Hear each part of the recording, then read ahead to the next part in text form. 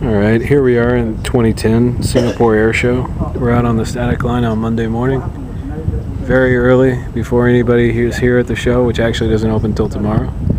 I'm in the U.S. Air Force corral, as it were, although there is actually no fencing around the corral. It's the first time I've seen that. C-27. Not sure whose that is, maybe the Italians. We have the KC-135. Over here, of course, the F-15.